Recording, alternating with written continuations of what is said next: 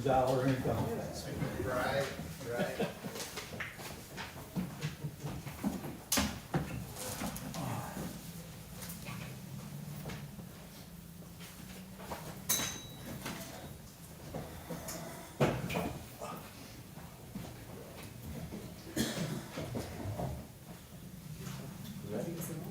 Wherever you are.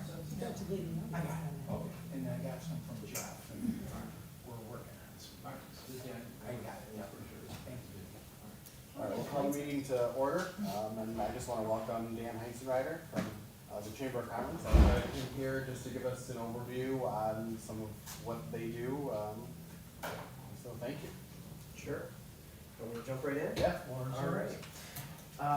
I don't know if you want me to stand in a specific place. I guess I'll stand here. Might not be the best for I thought you were the gonna jump. meeting stream. Jump, Yeah. whatever you need. So I brought some materials, and I'll try not to take too much time. I see you have project renderings in front of you, which is more exciting than anything I'm going to talk about. But yeah, I appreciate the invitation from Mr. Lauren to come and kind of fill everybody in on where we're at with the chamber, what we have going on a little bit. I'm sure you're all familiar with the Chamber of Commerce or a Chamber of Commerce. But we've been going through a really exciting kind of period of time at the Chautauqua County Chamber. I think I'm missing one thing. And a lot of efforts and initiatives right here in the city of Jamestown as well. So one more. We love our print materials and handouts at the chamber to spread the good news. So I've been the president and CEO of the Chamber of Commerce since 2021. So still relatively new, and really coming out of the pandemic, we have used the opportunity to kind of springboard the organization with new leadership, a little bit of structure change, and the opportunity to do strategic planning. So as we work through that, like I said, we're really excited about where we're at. So what I'm handing out here is our chamber handbook, which is a really in-depth dive of the programs, products, and services that we offer. It's actually last year's handbook, which is already outdated based on some progress and changes that we've been engaging with, but you're happy to look through that and certainly let me know if you have any questions. The top line stuff I guess I want to hit is really on the third sheet card here. And if you look, still really proud to talk about the numbers from our team from our calendar year 2023. As you probably know, if you're involved in any membership organizations, it's a really tough sort of area with a lot of membership and participation declining, but we have actually had an increase for the last 2 years in a row at the Chamber, which is a really good indicator, I think, for our local business community and people's support of the small business community. So you'll see that highlighted there in those numbers. We also saw a dramatic increase in participation at our chamber events throughout the year, which is really, I think, the core of the work that we do, trying to make connections with people and connect people with our business community as we support them. So we were really proud of that, and of course we're looking to build on that for this year as well with that strong participation. A couple other things there I think really of note is the Shop Local CHQ gift card program. I hope you're all familiar with that program, which is used to be the gift checks that a lot of people were familiar with. It's now a gift card. And we've seen the last 2 years with that program specifically as well, just a tremendous increase in both our participating merchants across Chautauqua County who accept gift card. Of course, a heavy concentration of those are here in the city of Jamestown, where a large concentration of business is. But also we've seen a huge increase in the folks who are purchasing the gift cards as well, right? It's always really been a nice program for our larger employers, manufacturers, et cetera, to give back to the community, right? Where they might want to buy it for their employee incentives and support local versus a big box gift card or an online gift card. But we've seen the last year specifically a big increase in individuals who walk through our door. Hey, I heard about that gift card. I want to get that for somebody, because then they can still choose where they use it or what they want to use it for, but they're supporting local business, which has really been cool. Is that reloadable? The cards are not reloadable. the cards are transferable, so like if you received a card and had issue with the card or lost the card and you had registered it so you knew what your card number was, we could load a new card for somebody, but they're not reloadable, so you have to stop rack, to just get a new card. On the back of that sheet is our calendar of events, and we've been working fast and furious to confirm as much as we can so folks can plan around those, get them on their calendar. But again, that's all in line with one of the main third pieces of our mission, which is building connections, right? Getting people together, getting people in the room, getting them to a new venue, a new place they may not have been, so we can explore our community. So. Just to hit on again the change that we've been underway the last couple of years with our strategic plan, we did reformulate and launch a new mission statement, which I have been referring to, but our mission is to build vital connections. Again, as I said, I think a really core piece of our work. Provide professional resources, which is a lot of the stuff in the handbook here you'll see. I kind of refer to that as the day-to-day, not 24/7, right? But Monday through Friday, 8 to 4:30, the stuff that our team is working on in the background to really support our business community, help them grow and remain viable.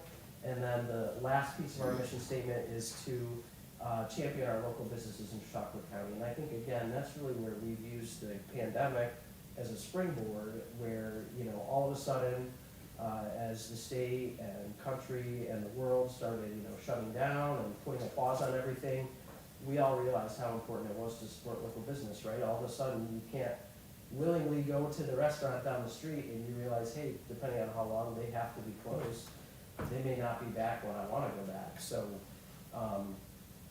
we've, like I said, really been focused on that and being a cheerleader or a champion for the business community. And I think people are taking notice, right? I hope that everyone here, if you're local to the area, to the county, the city, that you've seen our activity, right? And seeing that we're really trying to be that megaphone for local business.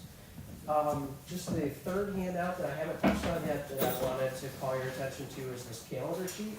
This is, again, a very Jamestown specific effort that we've been engaged in the last few years.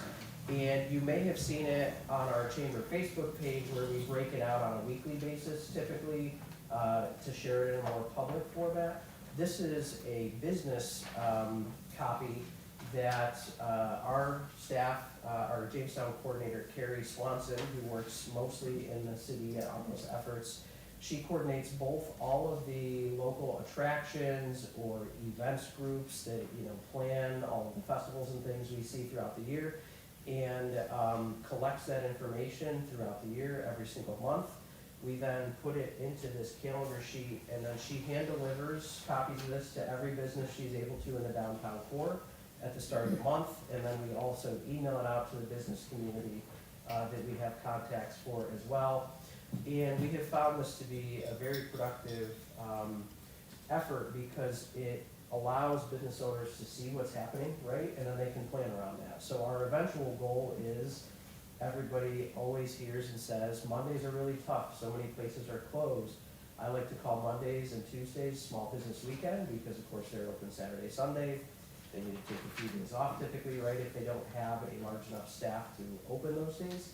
But of course, again, the goal is if there's enough happening every single day of the week throughout the city, that business owners will be able to start to adapt, right? And maybe they can staff up, maybe they can offer specials that are targeted toward, if it's a hockey tournament, right, you wanna offer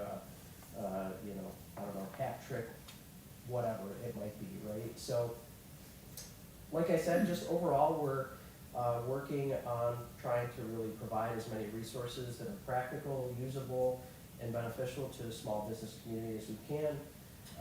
Again, those are like all over the place updates and information, but I'm happy to answer any questions or talk about anything specifically if you have a question. Like I said, I don't want to take too much of your time here, and just appreciate the opportunity to meet with the commission today. Yeah. Oh, Dan, just off the top of my head, coming out of COVID, have you seen an uptick in small business across the county, and are there specific sectors that are growing more than others? Yeah, so I mean the county as a whole, and I don't know those numbers off the top of my own head, but I know the county has been very proud in championing the number of business certificates, right? And I think that is a trend people are seeing across the country, again, probably the world, right? As people's priorities and interests shifted after the pandemic, right? A lot more people thought, I can go out on my own potentially and start my own business or work in a different way. So we are seeing that. I think the ribbon cuttings would be a good indicator of that from the chamber. You'll see that reported on the little third sheet there. Last year we did 75 ribbon cuttings across Chautauqua County. The year before I think we only did 35. And we're already on a pretty good pace for this year with those requests coming in. So that's a good indicator. Our membership, like I said, has been increasing as well. I didn't mention, but we have over 900 members across Chautauqua County, which has been a good time. Was there a third piece that I missed? I don't think so. I All think you right. hit it on there. Okay. When you say 900 members, is that 900 separate businesses or individuals? Separate businesses, yep. So, some of those could be, right, like the Tyrannas, right, Jamestown, Tim Hortons, that's different locations, right, that all count with under one ownership. But that would be businesses, some of them are, of course, like a sole proprietor, might be, like a contract type person, but of course, that's still a business that they want to participate in the chamber and spread that awareness. The city is updating its comprehensive plan, and I know you just updated your strategic plan. But without putting you on the spot, I guess if you represent any of your members, have something from the planning perspective that they are advocating for in the city, if you could pass that along, it would be a good time to review that and make sure that some of their concerns are at least part of the new comprehensive plan, or at least able to be communicated.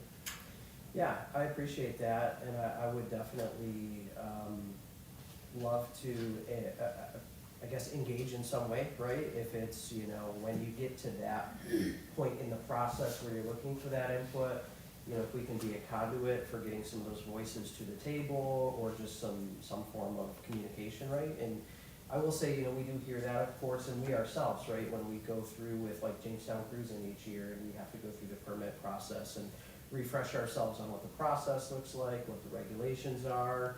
But, obviously, local government, no matter where you are, touches every piece of a Main Street business when you are looking to run your business and add signage or whatever that might be. So I think that would be a really important voice to have as part of the conversation, for sure. And like I said, if we And I can be think a they're doing connector. surveys, maybe we can coordinate something. Oh, for with sure, okay. yeah. Yeah, like I said, happy to help. And again, digital resources, super easy stuff we can work into our marketing for our communications, right, to make people aware, as well as even if you have print materials, like I said, we're handing out a significant number of calendars on a monthly basis. It's real easy to just add one more thing to take with us, so happy to help. Well, thank you. Yeah. You're more thank you welcome so to hang much. out if you want, otherwise you don't. Yeah, I might hang out for this one. Yeah, absolutely. Appreciate it. Now we'll turn it over to Northwest Bank for a presentation on this new location. Yes, thanks everybody for having us here. My name is Andy Johnson. I'm the civil engineer for the project that helped with the site plan stuff here. And this is Dave Savina. He's the architect and one of the project leads here who designed the building and some of the other parts of the site plan. And then this is Steve. He's with the Northwest Bank. And I didn't know to start out Steve, if you had anything to say about the bank in general before we jump in, or No, other than go we're a ahead. long-established bank here, everybody knows Northwest Bank. Yeah. And they basically want to move their location to a better spot and create a 21st century bank with the 21st century ATM drive-throughs and other features. So we're excited about it and appreciate you having us here. As we go along, if you have any questions, I'm happy to answer them, but I'm with the real estate group, been with the bank 20 years, so came up from Warren today. And just out of curiosity, the branch, the walk-in branch downtown, central downtown, that will stay, this is an additional branch, or will that, The retail piece of that will close, there's still office staff in there, back office staff, but this will become that branch retail presence will be down in this development. Sounds good, yeah, so if we're ready to jump right into it here, the presentation's basically gonna follow the city site plan review process and all the information you need to know. To start out, there was the site plan submittal checklist, which, I printed a separate, document here, and, it explains the dozen items under the site plan checklist, which is basically who's the owner, who are the project leads, who are the surveyors, engineers, architects. We answer all of these preliminary questions on your checklist. And then we've also filled out the 9 overarching topics of the site plan review, which is information on the building, natural features, hydrologic features, existing development and infrastructure, demo work, and then the proposed development work, which is the intended site work, grading and drainage plan, and signage and building. So I give specific answers to each one of those items in the list as we go, just for ease of reference and so everybody can see where those things are at. It's mainly on the different project maps and design drawings, and that might be a good segue into those right now, if that's okay. So I like to usually start out with the maps and figures. This is kind of the 30,000 foot view of the property location and your surroundings. So the first one's the location map. Everybody here probably knows where 7 Main Street is, which is near Brooklyn Square in that area. It's where the old Chinese restaurant was in the past. It's been shut down. That's the property. The property is 0.67 acres, so it's very small. And it's all developed all around us. So this is what we call a redevelopment project. We're not going into woods or pasture. We're just basically reworking the parking lot and old facility that was there and with the new design. So that was tearing down the old facility. that's correct. Complete new, yes, yes.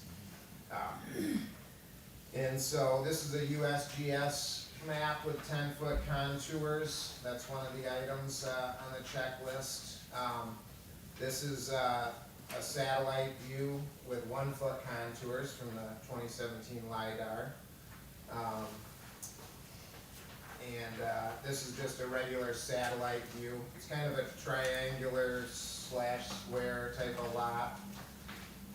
Again, it's very small, so we were really confined to not a lot's gonna change in terms of the grading and drainage because we're forced to blend and connect with everything around us, basically. Figure 4 is the soils map. This is all historically filled in this area. It's labeled as UR, which is urban area. There has been a geotech study done, and they are going to be using helical piles for the foundation to get down into better soil bearing capacity. This figure 5 here is linked to the seeker document, the short EAF that we filled out and provided. This is all any sensitive wetlands, environmental, archaeological, things like that. There's actually, the Chattacoin River itself is one of the main concerns in terms of water bodies, but it's technically off the property and we're not gonna be touching it. The only other thing is it's in a rare plant or animal zone, but again, we're landlocked in this urban area, so none of that's a concern from the DEC. That's more linked to some of the stuff that's in the Chattacoin River. So, and we're just outside the archaeological zone. You can see that gray shaded area, so we didn't have to deal with that. It's all been historically filled there, so there's no archaeological at this point. This next figure 5B, that's the FEMA flood map. We are technically in a mapped floodplain according to the 1977 FEMA study, which is where this map comes from. We've looked at that data from 1977, we've been out there and surveyed it, and we also looked at an updated study that was done a few years ago for the county bridge near this, and long story short, we are above the floodplain. The new finished floor of our new building is gonna be 5.19 feet above the 100-year floodplain, so you're plenty safe from a flood standpoint, but this was something we needed to address for the city's sake and the bank's sake, that everything's at a good elevation there. The rule is you gotta be at least 2 feet above the 100-year floodplain level, and they're 5.2 feet above it, so they have a good safety factor built in there. And then those are kind of the main property maps that answer a lot of the questions here. And again, in a minute, it might make sense if you wanna go through each line item, or we can just segue into the design drawings, but those first 5 drawings are just kind of your soils, topography, location, sensitive features, floodplain, and now we segue to the as-built survey. So this is a survey of the existing conditions. This is where all the utilities are at, all the elevations. This is the base map that was used to create the design drawings. And that again is another part of the checklist process, as you know. Who owns to get in to the parking lot? Is that the road? That's a perfect question for figure 7, adjoining parcels. That would be the same people that own the Riverwalk Center. If you look on this figure here, it's REHC 5 LLC, to answer your question. They own the driveway coming in, basically, or a part of the one driveway coming in. The other one, the bank would own at the tip of the triangle there, but. So that would be a new driveway for just the bank, so you wouldn't be going on their property, is that right? Right, all of our work would be within the property, right? Within the property. Our work, but people would still access the, There still is an entrance exit onto our EHC. Correct. Correct. yes. The traffic flows remains the same, Correct. as in coming off that road, we're not doing Correct. another entrance to South Main Street. Same as the other out parcel CVS. Correct. Absolutely. Yep, so that same driveway will stay, nothing new in terms of ingress or egress.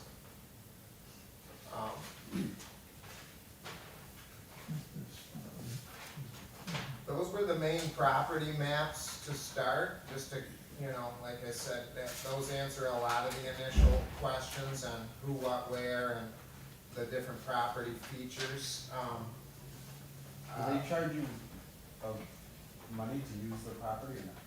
I'm just, No, you remember with the title search, is there access easement? I think there is. I believe there is, but I don't know if I'm for sure. And maybe just I have just a couple of quick questions on the completed short environmental assessment. Sure. If you can bear with Yeah. me. Absolutely. Question number 2. Yeah. Does a proposed action require permanent approval or funding from any other government agency? Steve, is it still correct that you need an approval from New York State Banking Department, the superintendent of banks? We'll submit application, yes, and it'll go to the PA Department of Banking, because we're PA State Chartered Bank. It'll also go to New York Department of Banking and the FDIC. So what part of the project process does that fall in? Is that after you've built the structure, or should that be done prior to site plan approval? Yeah, typically, we would not have any difficulty obtaining those approvals, especially since we're banking just up the street. This is really a relocation and not a new Not a new branch. license, basically, yes. Okay, and then, we'll go into it in more detail later, but, there's some indications in the site plan drawings that it may involve DEC. New York Okay. State DEC approval For what parts in particular? for the connection for the new DI. No, my understanding is because we're less than an acre of disturbance, the whole site's only 0.67 acres. That is correct, but the DI from your site plan drawings exits the 0.67 acres, enters into REHC property, and goes into an existing DI there. Right. And when Krog Corp and REHC did that project down there, the former Hills department store converted it into the Riverwalk Center. That was a brownfield cleanup program site.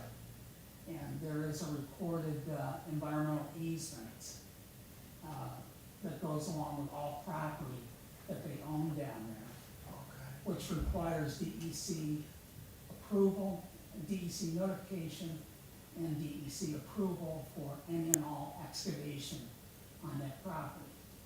And I've got a copy of it. Okay. It's all a matter of public record in the Sure. DEC files. Yeah, But now I'm kind of curious, I guess, as long as we're going into that, we may as well continue that discussion a little bit, has there been conversation or written agreement with REHC properties for installation of that DI and going across their property and initial contact with DEC? And granted, it's a closed site, they were issued their COC a number of years ago. However, the environmental easement is in perpetuity, both to them and any future owners. So that would have to be, that would be one state approval that would be necessary, that, at least in my simple man's opinion, should be accomplished prior to a full site plan final approval. That we don't know, what DEC's input is gonna be on that, and what their requirements may be. Kind of the same thing with the entranceway. Right now, you have large trucks that are gonna be entering and exiting your property vis-a-vis both entrance and exits. So, the one, exits directly out onto South Main Street, the other exits out onto the roadway that REHC currently owns.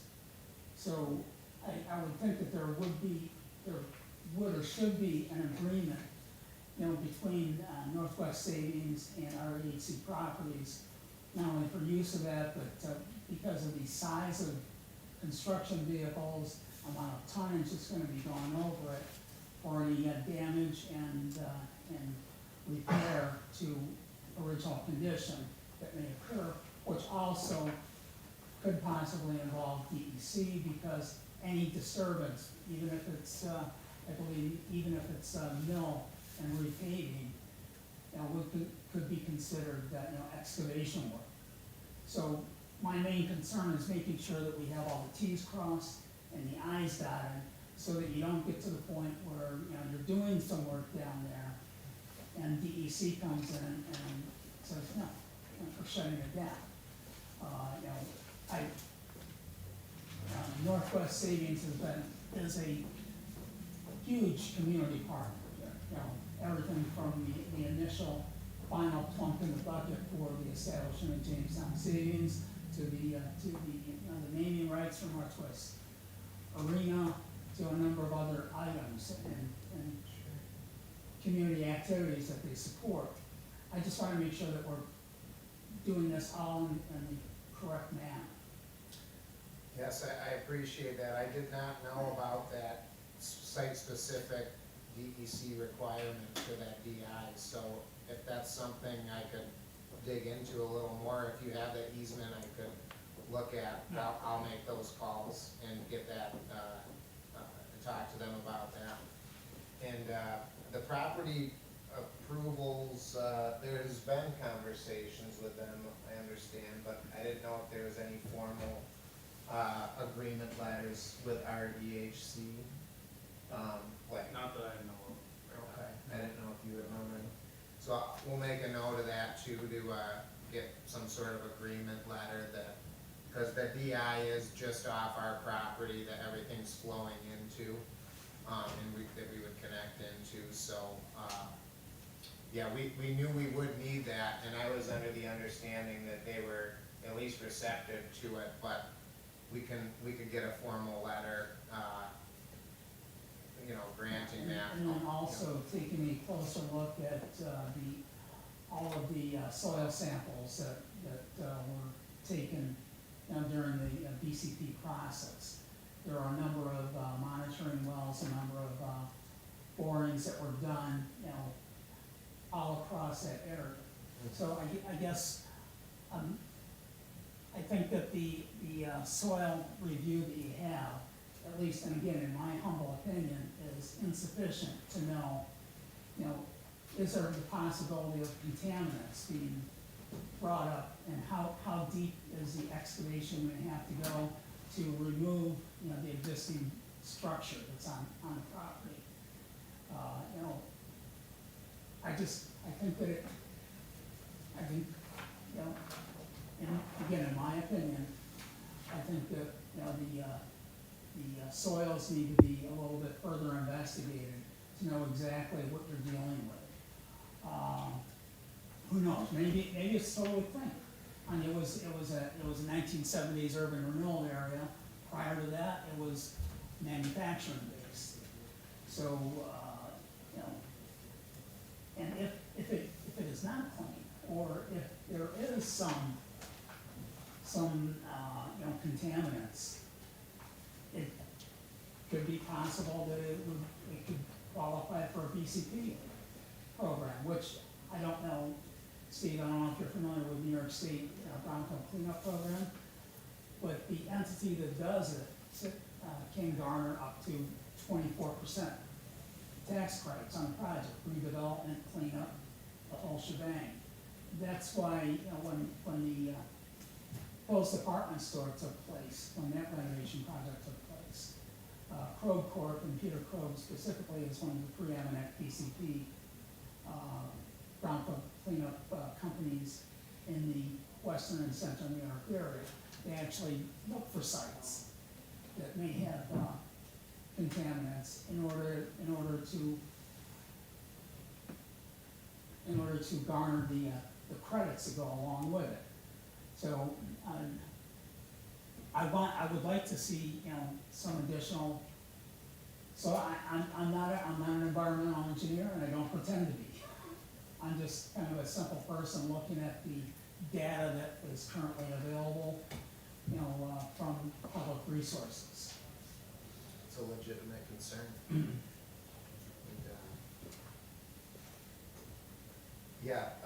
there has been some work done on that, but, I think we can follow up with additional information for you on that. Unless you had anything else to add. I made a note of those 3 items, the DEC notification for the DI, the agreement letter with RDHC, and basically more soil and water sample information and more information on the contaminants, Yeah, potential Yeah, contaminants. potential for the contaminants area. it could be a benefit to the project owner. Gotcha. But at the very least, if you're gonna be removing, I'm not sure how many truckloads, what the tonnage is, et cetera. Yep. And I think that, as a planning commissioner, as a community, we should be aware of, what is being removed from the site and how it is being disposed of, and perhaps even, assuring that, the truck traffic, goes along perhaps the industrial corridor instead of directly through the central downtown business district. Good point. Yep. So I could understand a little bit more on your drawing. How close are you to the Chattacoonie River that goes through there? and the bridge on Third Street? We are about, the property's about 50 feet from the Chattacoin. The park and the walkway is between the property and the Chattacoin, so all that'll remain, and that's roughly a 50-foot strip plus or minus, between the Chattacoin and the property line. Okay, And then to the bridge, we're about 100 feet from the bridge. And was there any thought, or were there various ways that you looked at the possibility of siting the new build? You know, a couple of the additional concerns that I have is the Riverwalk is going directly behind the building, and we have a drive-through that, you know, goes directly towards the Riverwalk, and then all vehicles exit out along with employee parking on the back edge, directly next to the Riverwalk. So I'm just curious if there were alternative building sightings that situations that might possibly be able to be explored that may perhaps, if you go down there and look how CVS has their drive-through set up, it is on the roadway side of the building. So I'm the aesthetics of the Riverwalk and trying to assure that, all the work and all the funds and everything that went into not only building but maintaining the Riverwalk system may be able to be, preserved to the best of our abilities. I believe that there's a local waterfront redevelopment program that was approved that gives further guidance to that, and what the city and the planning commission is looking for, when a kind of project is sited on or very close to the Riverwalk. It would be, Steve, like Warren, they have a Riverwalk system, so I'm sure they would have some concerns too. If Northwest wanted to put a drive-through right next to the Riverwalk. So I'm not saying that it can't be done.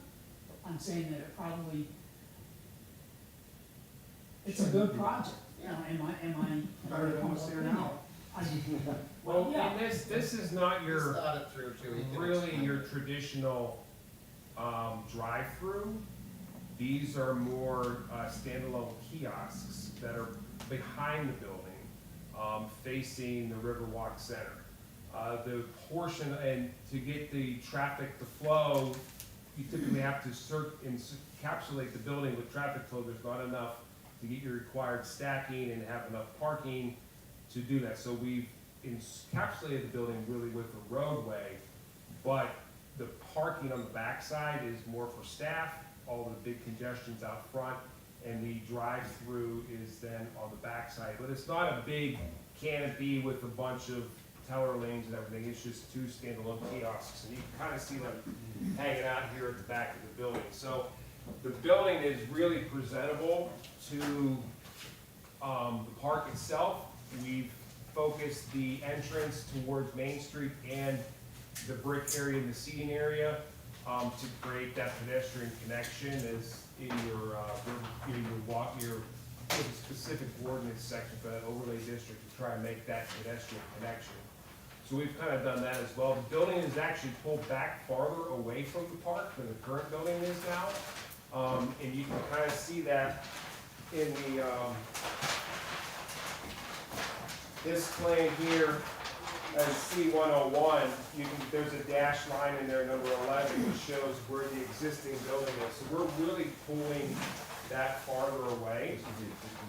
This is the existing building right here. This dashed line right here, yes. So it's all, there's a corner now, so we're considerably farther away from the park. You can kind of see it up here. So this is the building now, is sitting right in here. So we're pulling it away from the park. that vertical plane that impedes into the park, and the rest of it's just circulation and parking. And most of these parking spaces back here are staff related, so there are Okay. people coming in and out. Is, because I didn't look that closely, is there a curbing along No. the outer edge? No, because that side of the site currently flows into the park as it is now, where all the drainage is staying the same. All this water is coming this way, and a little bit of that water is heading out Just to the the lawn area. We're Correct. preserving the trees. And I see that you're reducing the square footage of impervious. Yes, And pulling it back a little. However, you're decreasing that, but you're increasing the amount of impervious surface on the back edge that flows down into the park and into the river. Because there's nothing there right now. You pull the building forward, and there is, and, you know, you have, the employee parking, which is asphalt, and you have the, travel lane, which is Yeah. asphalt. So, I guess, you know, had you given the thought of using, I know, I think the BPU did a sample of asphalt that actually utilizes see-through. So instead of it running, just sheet running off, you know, it would. Like a permeable Yeah. paver thing. In this case, it was I thought it's basically a negligible sliver along this back side. It's a really small amount. And I know in the past, the city actually has made a rule against permeable pavement unless that changed. I know they were opposed to it in the past. Normally we do that in other spots, but I didn't feel in this case, there was gonna be any negative impact to the park area it's probably a strip smaller than this table, that's the difference. And overall, it's, as I explained further in the thing, I think it's a little over 1,000 square feet reduction in impervious. So overall, the Chattacoin will see less stormwater impacts. You are right, there is a real slight sliver where we are pushing it back slightly, but it's so small in the big picture, it's not really feasible to even capture or treat it, and, I'd say it's about Yeah. the largest area, it's about 25 feet from the building to the edge of the grass area. Right. And we wanna keep all these nice big sycamores and maples and beeches along there, they're providing shade and stormwater uptake and all Yeah, I that. hate to see any of the trees go, but I understand that, you know, a couple of them do have to be removed in order to accomplish the project. The ones that We're are, replacing them, aren't we? Yeah, well, we're replacing it for a 2-for-1, we're getting rid of two, Get rid of two and we're add. replacing 4. And one of those trees was gonna be out here in the park, actually, where that pine tree, the evergreen just came down, this fall or spring. The other day was missing, so we had to modify the survey to say it's not there anymore. and then for protection of the trees that are gonna remain,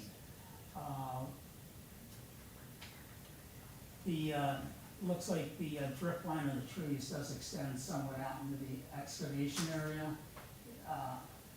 Will those trees be fenced at drip line? Yes, and that is in our erosion and sediment control plan to preserve those, and they Yeah, put orange snow fence. We've raised the site up a bit from where it is now, for the floodplain, 2, to minimize the disturbance of the soils, and also so that we can meet the edge of those drip lines without very much excavation or fill, so we're cognizant of where those tree lines are.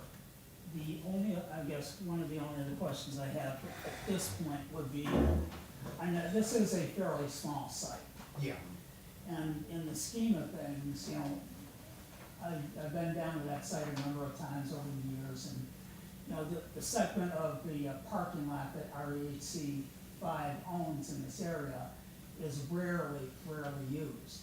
Has there been any thought, you know, and I guess this is a question for Steve, to either lease and or acquire that would allow, to allow the, you know, the possible, you know, reciting of the building slightly so that it can accomplish, you know, not having, you know, a travel lane and employee parking in the back of the building.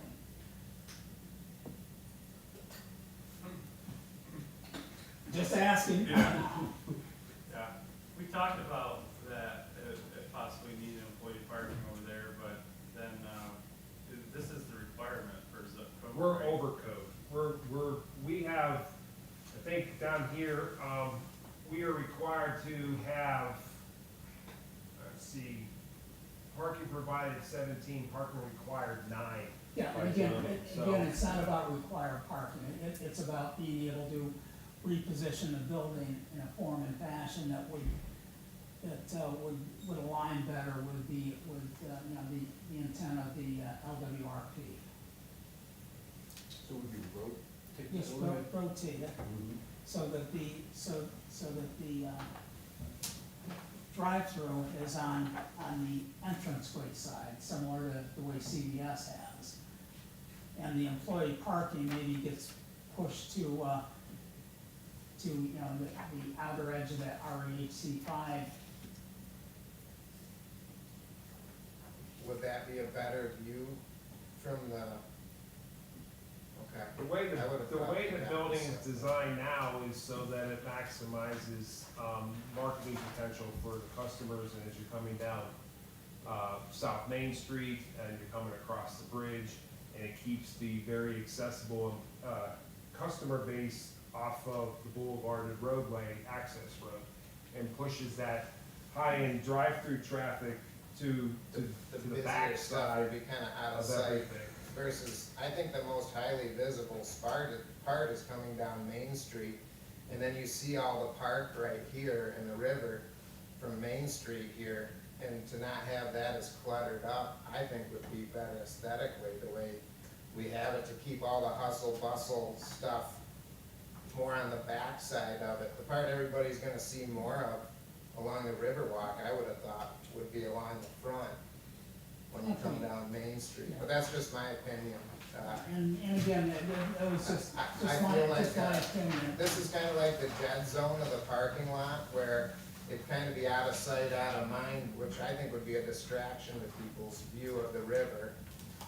Versus if it was up here, it feels like it'd be a big distraction, cause the park is so beautiful along this front part. That's what everybody's seeing, not only for marketing, but to keep that less cluttered and just more of a great view of the Riverwalk all along here.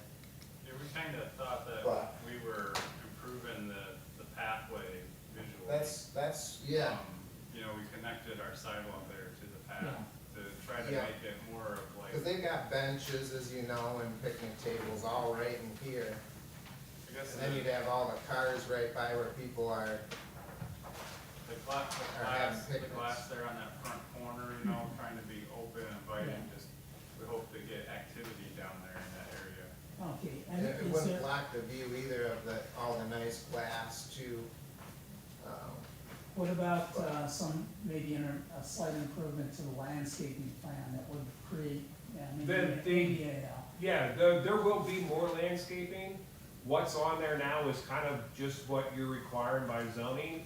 The building is still being finalized and designed, and there will be a full landscape plan, foundation plantings, everything around the structure itself. yeah, because Around the air structure, around Yeah. the Riverwalk side too, We can add some to kind of create, Kind of a you know, when you screening have the effect. turn right in here, maybe we can add some planting back here, but, our intent is to have landscaping around, you know, all 4 sides of the building, you know, create some landscaping here. We're showing landscaping as a buffer between the roadway and the parking, and we're screening the trash enclosure and adding the trees.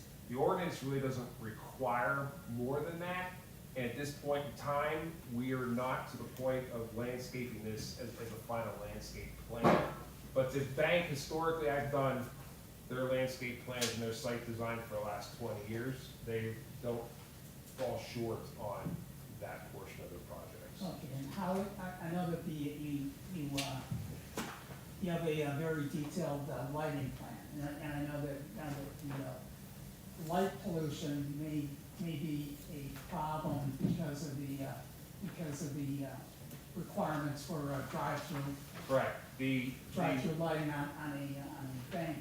So how is that gonna be positioned, so that it does not We, overflow too much onto the park area and the Riverwalk system? the New York State code for lighting at an ATM, we have to have 8-foot candle, 3 foot off the ground, 60 feet away. So I don't know if you can place any, would these be on the backside of the building? That encroachment or any light pollution into the park is gonna be as minimal as anywhere else on the site would have been. The light that we're relocating, the 4-fixture light in the parking lot, we have to shift it over because it falls in the middle of our drive-through lanes right now. That light isn't factored in. This lighting plan shows that these parking spaces in the back are adequately lit to get to, and we fall off before we get to the property line, adequately lit to the back door. And this light here is showing that the front parking spaces are adequately lit to get to the front door. As far as what happens at the ITMs that are gonna be out here, we're falling under that state code. We can only go so far back because of your stacking requirement, but then we don't wanna go too far forward and pollute the park. I'd rather have more light in the park anyhow. Yeah, I was gonna say, like, I was gonna ask Safety you, and security, yeah, the more that's what I light. was gonna ask you, is what you prefer, like, the lighting of the area, to give that safety down there to the. So this will be a hotspot as far as light goes, but it's a required hotspot by the state. There's Yeah. really nothing we can do about that. But the intent of this plan was to show that we have adequate safe lighting from the parking spaces to the structure So itself. would there be security cameras out back? Yep. And the dividing line between that parcel and REHC 5, how will you control traffic flow between the two parcels, or won't? Well, we're creating a green strip down between the two right now. But we're reducing this access, if you go back to this plan here. We're reducing the access to one point right here with the suggestion that that's the restriping of their parking lot to, because right now all this parking lot goes straight through Correct. both lanes, and we're showing that they're actually gonna gain spaces by turning the corner and having one entrance down here. So they're gonna restripe it, that's already, it's agreed upon? They don't have to restripe it. We are creating a green space here at the edge of our property so that we can get our ITMs in there and stop their flow of traffic.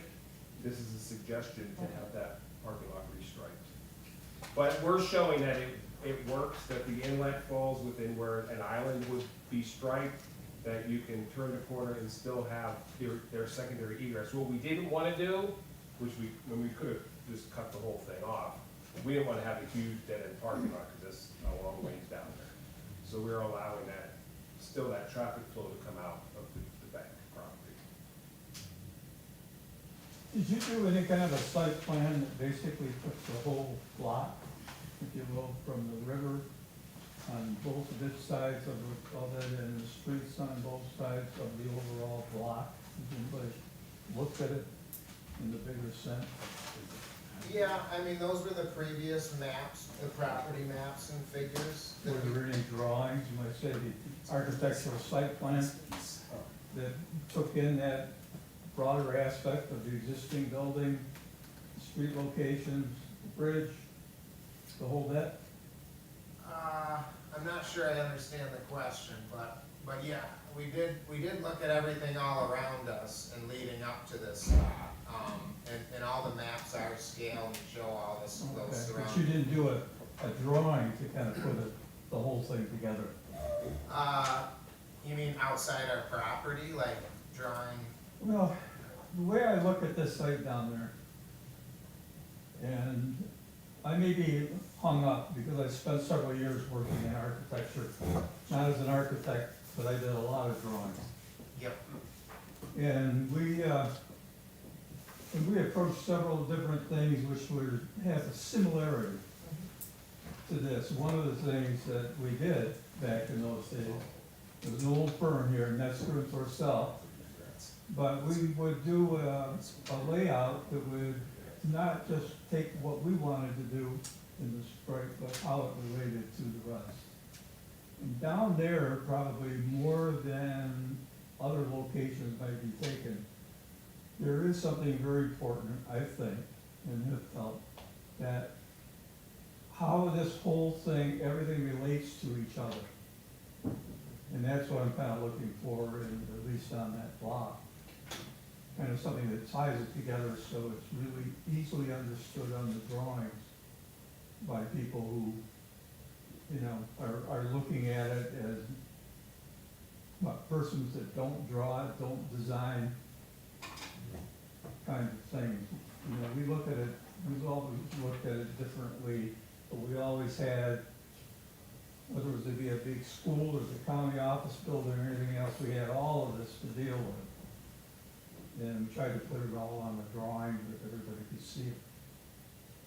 I mean, do you have any thoughts? I think when we looked at this, we know that across the street, the old Friendlies is changing. So we don't know what the concept is happening over there. Is that building staying? Is it getting redeveloped? Or how that is changing? No, I understand. When you look next door to CVS, we are not really changing that much. We're actually giving the park more space with the building. We're centering it more in the lot. And I think we're adjusting the entrance, this entrance here, we're adjusting it to align with the entrance now from CVS. They're off-center now, and that makes that traffic flow and connection between one building and one use and the other use very awkward. So we're adjusting that. We've looked outside, have we drawn other things and other plans, but we've looked at its position from the other aspects of what's going on around it. We've tried to keep traffic flow similar to what everybody's used to. We've pulled this entrance now, comes out right almost on the street. So we pulled this entrance back into the site to try and circumvent people from shortcutting and coming down the wrong entrance into this driveway. So we've done some adjustments to an already existing. Great, safer intersection. Yeah, and I Safer think that's good, and I'm not arguing with what you have. Right. I'm just trying to say that I think there's an importance here, that's picked up to be shown in the newspaper, of having a drawing that takes that entire block. That, when we did I spent about 3 years Right. managing that project down there a long time ago, clear back in the 1970s, when I tended to be a little bit younger.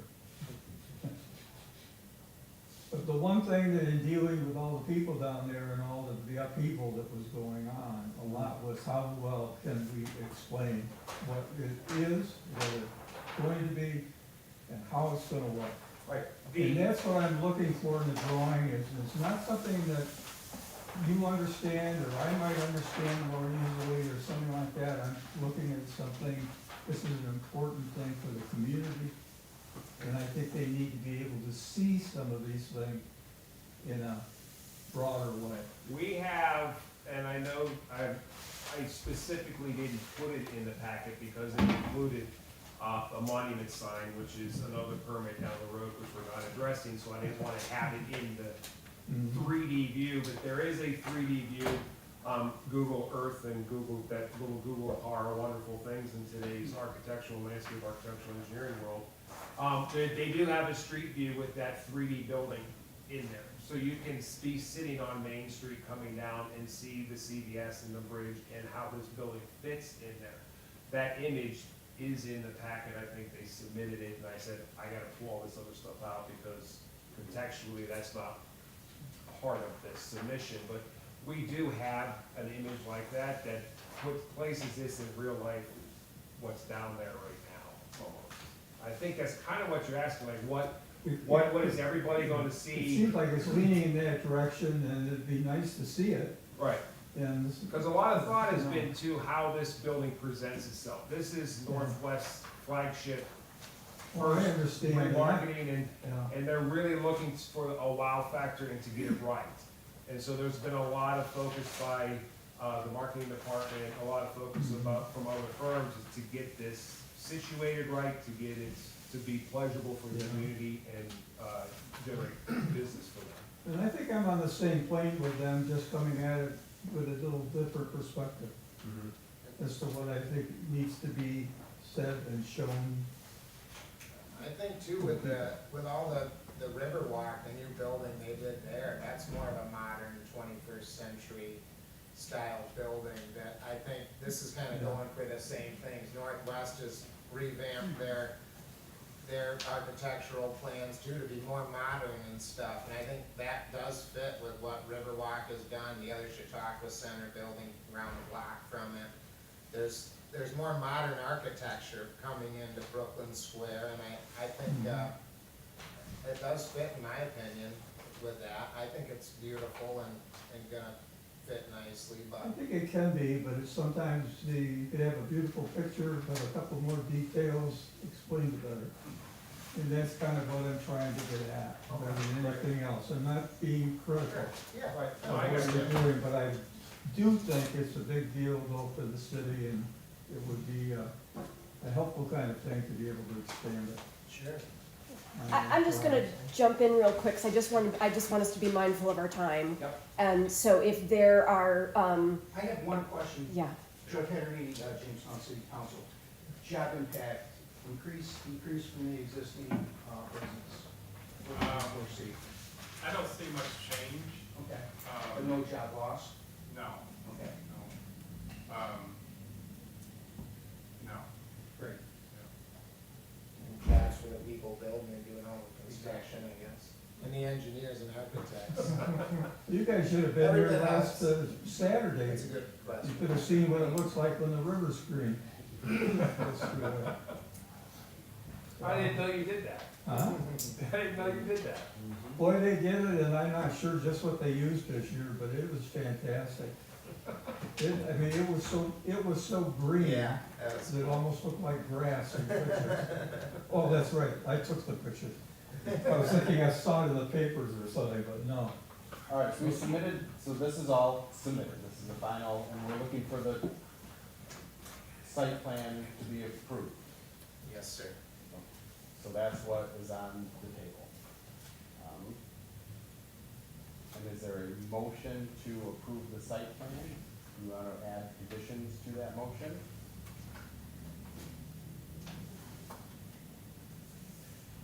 I would like to, in many ways, approve the site plan, but I'd really like to see that expansion, the expanded drawing, if you will. I think that's important.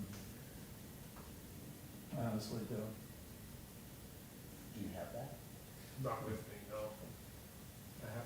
I'm not expecting to do overnight, but I'm not trying to stand in the way of this happening either, but I think it's an important thing. And it's not just because I managed that project down there. What's the anticipated start date? Don't have one. We got a lot of permits to get through first. I know they've got a lot of work, I don't wanna hold them up, but I'd like to have that underway.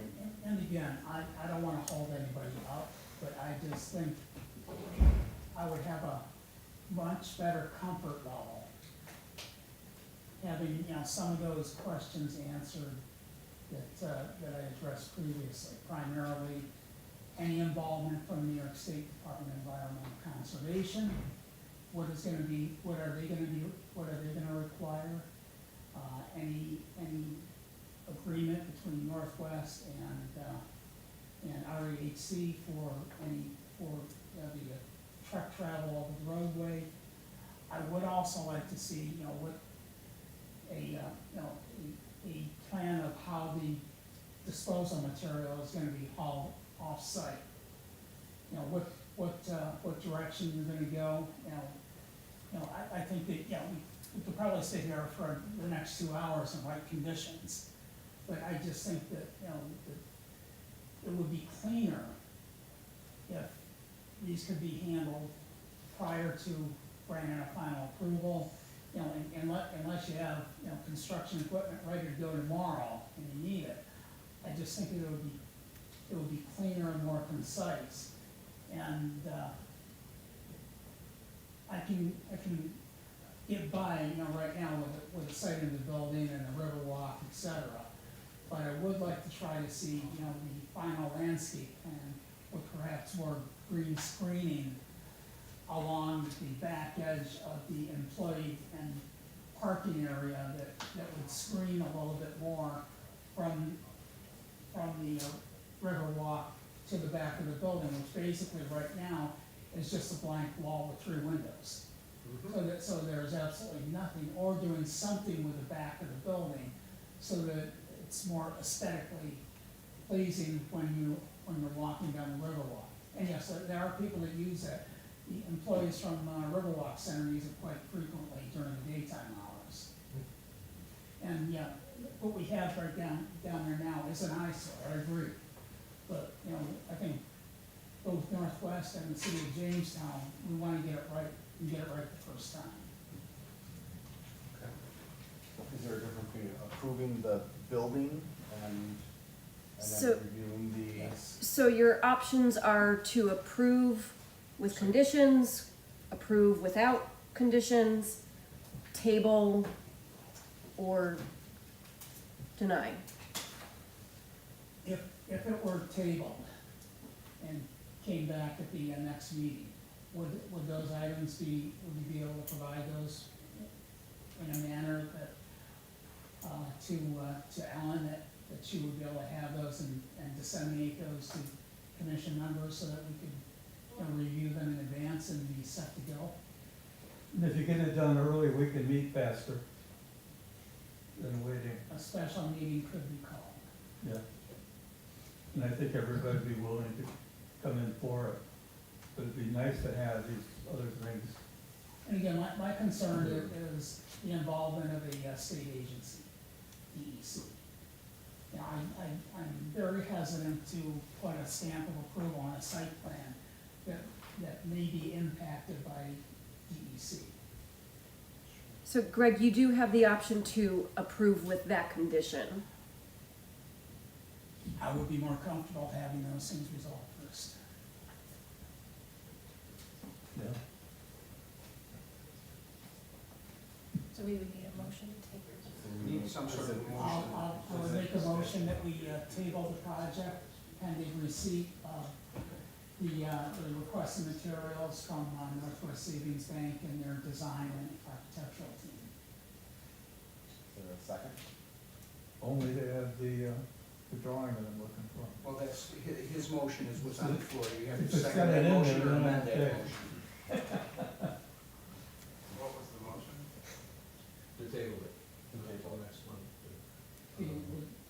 For receipt of the requested information, specifically in regards to New York State DEC and any and all agreements that may need to be in place with REHC 5 in order to complete the project and allow for construction vehicles and removal.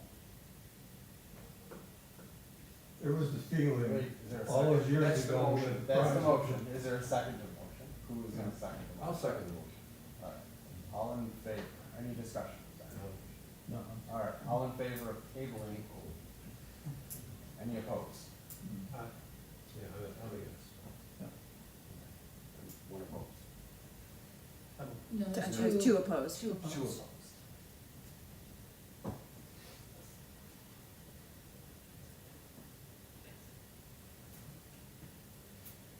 So 3-2, 3-2. and the motion's approved. Yep. Motion passes. And again, you know, Steve, for what it's worth, I want to express, you know, my sincere appreciation for Northwest interest, not only in this site, and not only, you know, in all the other investments that Northwest Savings Bank has made in the area, but,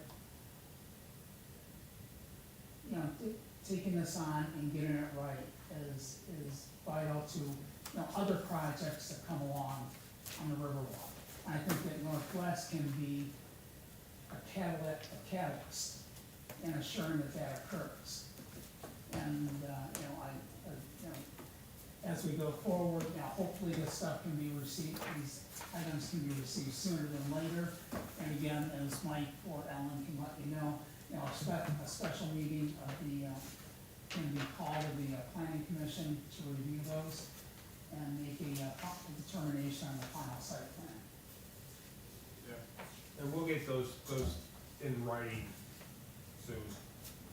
Okay, so we can make sure we address them specifically. Yeah, and I don't know if Ronnie Doster is still with DEC, but he's very good to deal with. And, I think the main concern would be, making sure that, I don't know if it's Northwest or REHC 5 that has to reach out to DEC.